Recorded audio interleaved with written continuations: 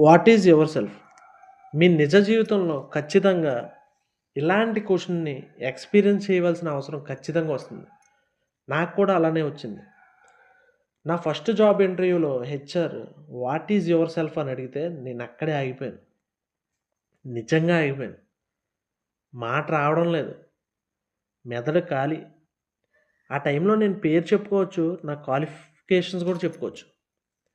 కానీ వాళ్ళు అడిగింది అది కాదని నాకు అర్థమైంది. ఆ క్షణంలో నాకు ఒక నిజం బలంగా తగిలింది. నువ్వెవరో నీకు తెలియకపోతే ఇంటర్వ్యూల్లోనే కాదు, లైఫ్‌లో ఎక్కడికి వెళ్ళినా నువ్వు వేస్టే అని. ఆ క్షణంలో నుంచి మొదలుపెట్టా. నాకు నేనేంటో తెలుసుకోవడం మొదలుపెట్టా. హూ యామ్ ఐ అనుకుని నాకు నేను క్వెషన్ చేసుకున్నా.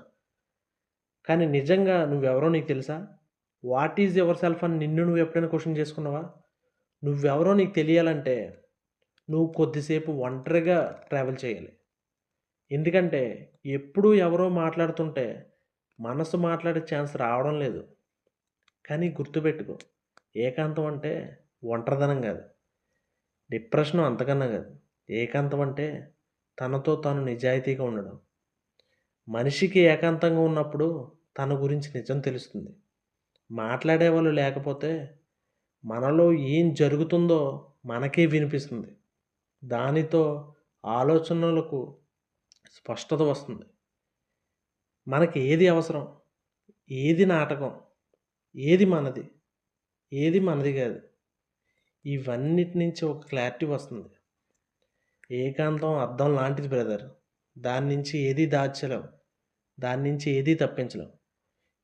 ఈ పుస్తకాలు, ఈ ఆలోచనలు, ఈ మార్పులు ఇవన్నీ కూడా ఈ ఏకాంతం నుంచే పుట్టాయి.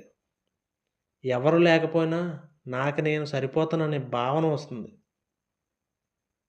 ఈ ఋషులు అడవిల్లోకి వెళ్ళింది లోకం చెడ్డది కాబట్టని కాదు. మనస్సు నిశ్శబ్దంగా ఉన్నప్పుడే జ్ఞానం పనిచేస్తుంది కాబట్టి. అందుకే రోజుకు కొద్దిసేపైనా ఆ ఫోను పక్కన పెట్టి, నీ మనసుతో ఒంటరిగా కూర్చో. అప్పుడు నువ్వేంటో నీకు అర్థమవుతావు. నేను ఒంటరిగా ట్రావెల్ చేసినప్పుడే నేనేంటో నాకు అర్థమైంది. మీరు కూడా మీరేంటో మీరు తెలుసుకోండి.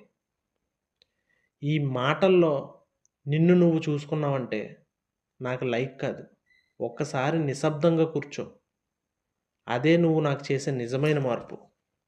అంతవరకు stay strong, stay consistent, never give up. Next